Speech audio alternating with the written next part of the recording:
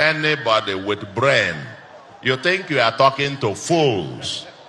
You come to people and say, I will do only one term. Anybody, any politician who said that must be sent to a psychiatric home. Because the person must have some mental problem. When the Constitution allows you to stay up to 8 years, they come and tell us, I'm going to spend one term. Tell us where it has ever happened. Who? On our column,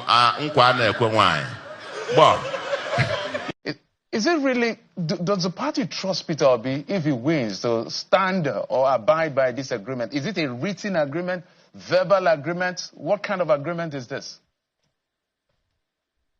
Well, it is part of the promise of a new Nigeria. What we are doing with NDC and with Mr. Peter Obi you have referred to is something that will be novel, something that has not happened in Nigeria before, where people do not want to quit office. Once you give them the baton, they run away with the baton, unless you force them out. Mr. Obi was very conscious of the need to preserve national unity. And he recognizes that for him to succeed, he must not eat into the tenure of the North. So he confined himself ab initio to the 4 years available to southern Nigeria.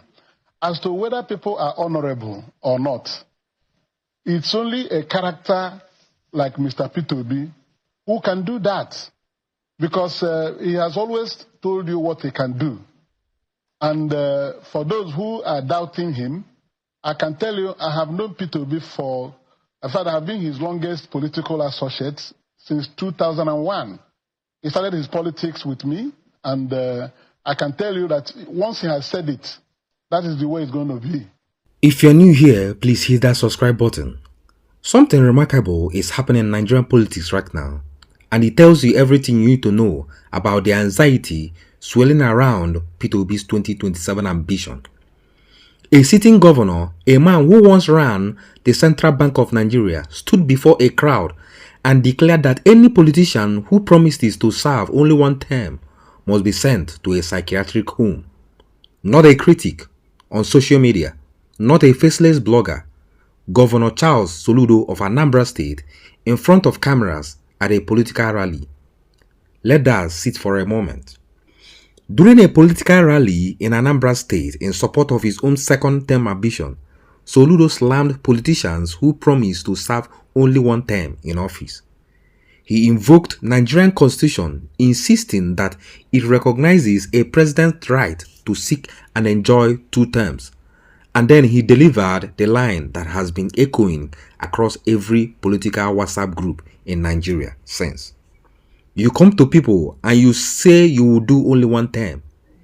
Any politician who says that must be sent to a psychiatric home, because the person must have some mental problem. Here it is. That is the level of political discourse coming from a governor who presents himself as an intellectual. A man who disagrees with a political promise has decided the appropriate response is to question the mental health of the man making it. Not to engage the argument, not to explain why he believes 4 years is insufficient to transform Nigeria. No, straight to the psychiatric home. Now let's be clear about what is really happening here. Soludo knows exactly who he's talking about. Soludo had mocked Peter Obi's one-term pledge at a recent public event, saying any politician promising to serve only one term when the Constitution recognized his right to seek and enjoy 2 terms needed to be examined by psychiatrists. This was not some abstract policy debate. This was Soludo, whose political home is deep inside the APC establishment's comfort zone. Training his fire on the man who once represents the greatest single threat to the status quo ahead of 2027. And what did Peter do? He did not panic. He did not throw insult back. Obi responded through a statement from his media office, reiterating his commitment to serve a single term for a year if elected and stressing that his vow is sacrosanct. He said, "In my political life, my word is my bond. I fulfilled each of those promises without deviation. I did not swear by a shrine, nor have I been certified mentally unstable as a result of honoring my word." Now, that is a man who is comfortable with his own record. He did not need to scream. He simply pointed at what he has already done.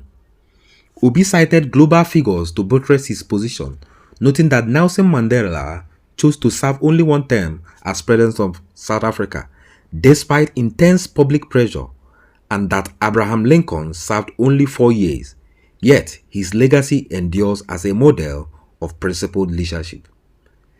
The message was deliberate. The obsession with clinging to power is not leadership. It is self-preservation dressed up in constitutional language. But here is where Soludo's argument collapses completely. Yes, the Constitution allows 2 terms. Nobody is disputing that. The Constitution also gives a citizen the right to choose not to contest a second term. There is nothing unconstitutional about a politician saying, "I will give you 4 years of everything I have, and then I will go."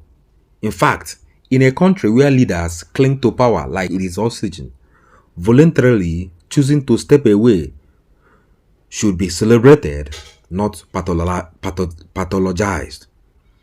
When pressed to defend his remarks on Arise television, Soludo insisted his comment was made in the context of the debates over zoning in Anambra's politics, saying politicians often lure voters with pledges of serving only a single term, while rolling out manifestos they could not scratch in 20 years. He maintained that such promises insult the intelligence of the people, arguing that anyone making them is either being deceitful or unfit to hold office. But notice what Soludo did not do. He could not point to a single broken promise by Peter Obi as a governor of Anambra State. Not one, because the record does not support the attack.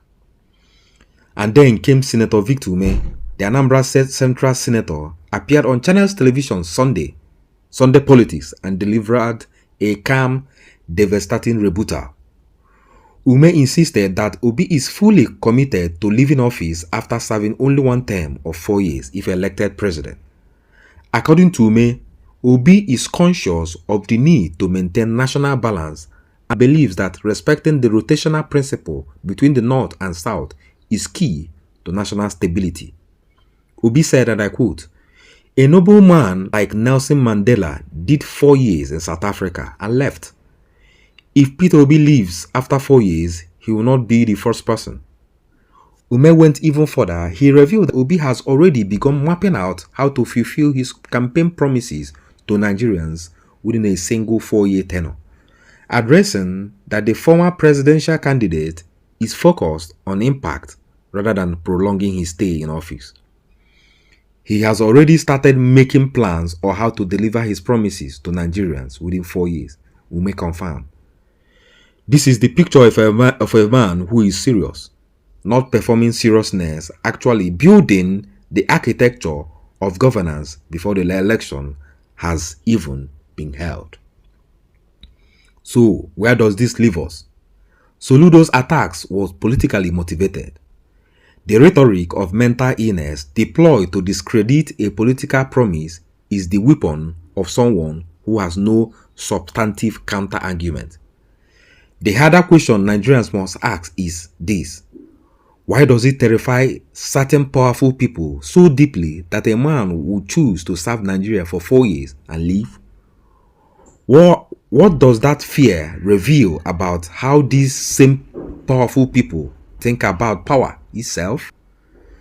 Peter Obi's one-term pledge is not a policy weakness. It is a statement about the kind of leadership Nigeria has never truly had.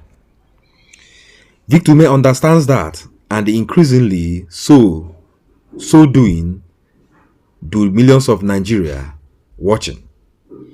If this conversation is as important to you as it is to us, smash that like button and subscribe.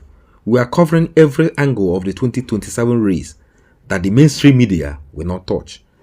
Drop your thoughts in the comments. Do you believe Peter Obi will keep his word? Or is Soludo right to be skeptical? Let's talk. Until I see you on the next video, do remain blessed.